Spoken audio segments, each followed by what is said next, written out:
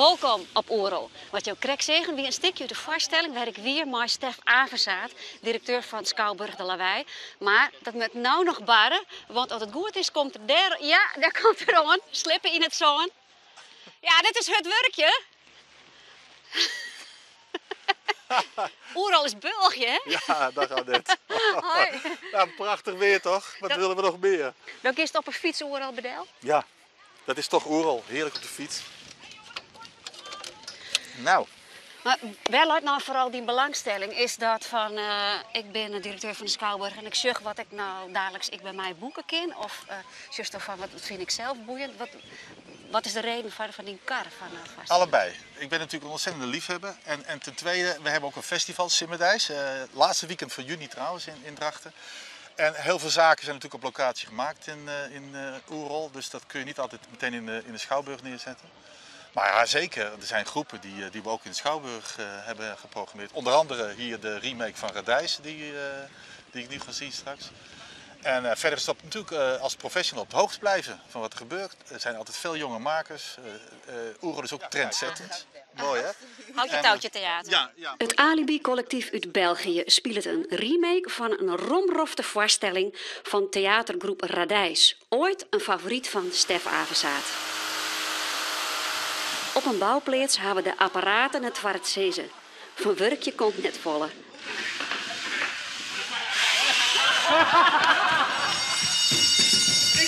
altijd werken zoals het hoort. En ik zingen.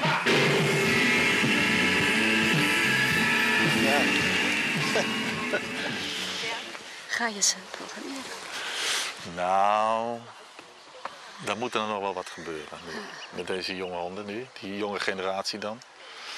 Misschien als die 10 minuten korter is. Maar we moeten terug, want er is een vol programma. We gaan naar de Noordsvaarder. En dan kun je even zien naar een orenreportage van Ronnie Porte. Die maken een verhaal over een nijverskinsel op Oerol, de gidsroute. Er is iemand die een prottig verstoren had van Oerol. Die neemt een dag lang een groepje publiek onder de vleugels. En in dit geval is dat Jijke Stierstra. Het doel is dat wij een groep mensen meenemen langs verschillende voorstellingen. En hun na laten denken en misschien ook op een andere manier laten kijken naar de voorstellingen. Doordat je met een groep er naartoe gaat en onderweg ook dingen beleeft. Dan ben je sneu meesken of zo? Nee hoor, nee helemaal niet. Nee, juist niet. Nee. En want waarom had dat in een groep eigenlijk staan? Nou, omdat het leuk is in een groep, dat dan ik verschillende ervaringen delen kan. En wij zijn dan van het eiland en dat is op die manier ik het eiland ken. En dat dan op die manier de twee dingen wat bij elkaar komen. Ja. En wat voor typisch eilander dingen, ja, jutters beter hebben wel eens jongen, loeken je hem er dan niet? Nou, wat mooiere plakjes, onderwijzers op een fiets zitten, dat is dus een verhaal over het eiland vertellen kanst. De route die wij uitzocht hebben is ik wil dat het over het hele eiland. We gaan van de bedoeling die van het water naar het strand en van de bosplaat naar het mooi west. En wat vind je hem daarvan? Leuk, ze zijn allemaal weer anders, dus het is allemaal weer een andere beleving. Dus dit is een ervaringsroute, er is ook een filosofische route en er zijn allemaal verschillende routes. Dit is de bioloog Nico Tinbergen. In 1947 voerde hij hier zijn belangrijkste onderzoek uit. Hiervoor ontving hij in 1973 de Nobelprijs voor de fysiologie of geneeskunde. Voor het onderzoek naar het gedrag van dieren. In het bijzonder hoe jonge zilvermeeuwen gefixeerd raken op hun moeder. Hoe deze fixatie voortkomt uit prikkels in combinatie met instinct. Prikkel en instinct. En hoe dit gedrag ook in de mens verankerd ligt. Een extreme vorm van deze prikkel noemde hij de supernormale prikkel.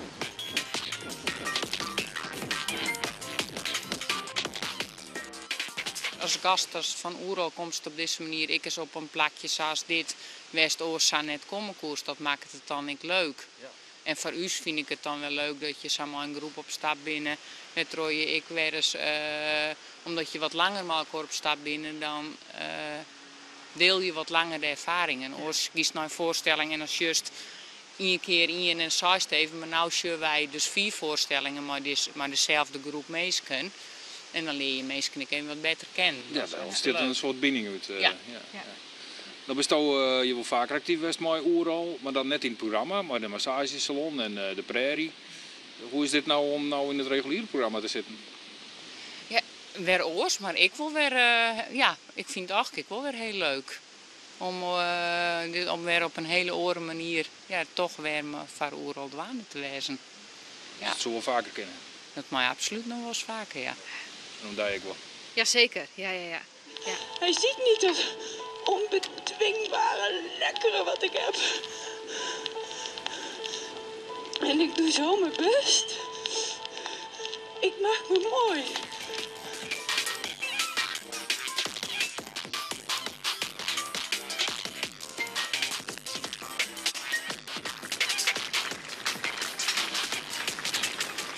We zijn nu net bij de voorstelling Cowboy bij Nacht geweest. De Meeuw van Tinbergen. En ik was eigenlijk heel benieuwd hoe jullie ervaring daarvan is geweest. Mannelijke Meeuw, die vond ik erg goed. Ik kon er niks aan doen, iemand deed het zo fantastisch. En daar ging mijn verbeelding wel mee aan de haal. Daar kon ik wel iets mee, ja. Ik vond dat het theatraal niet goed zijn best uitgewerkt. Ik vond het geluid heel slecht te verstaan. Ik vond het echt slecht te verstaan. Ik vond de informatie, die kwam echt niet over. Ik vond het een beetje kinderachtig, vond ik het uitgewerkt. Een beetje gênant. Nee, ik vond het gewoon echt niks. Echt niks. Met Stef Averzaat ben ik op de Noordsvader op het westelijke punt van Skielge voor de Vlaamse voorstelling Terminator Trilogie. Gisteren was het ook niet doorgaan vanwege de wind. Hè? Er was een hele harde wind. Het is nu heel rustig. Valt mij ook wel mee, toch? Maar ik heb wel een hele warme kleding. Ja, nee. Nodig denk ik straks. Dus voorstelling van FC Bergman. Waarom was die erin, hè? Nou, ik heb hele goede verhalen van ze gehoord. Ik heb ze zelf nog niet gezien. Het zijn jonge Vlaamse theatermakers die heel specifiek uitgaan van het beeld. Tjenoer een mierskip van op het eer slagge moderne burgers stiert een eenling.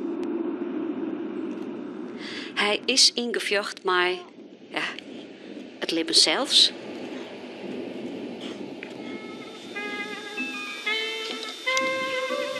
De beelden die speler en regisseur Stef Aarts maakt in deze oneindig wiede ruimte binnen poëtisch, dreamheftig, maar tiegerkrachtig.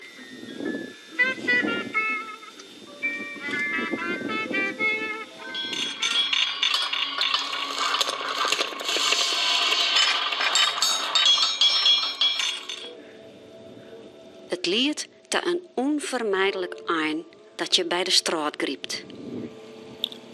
It must be nice to disappear, to have a vanishing act,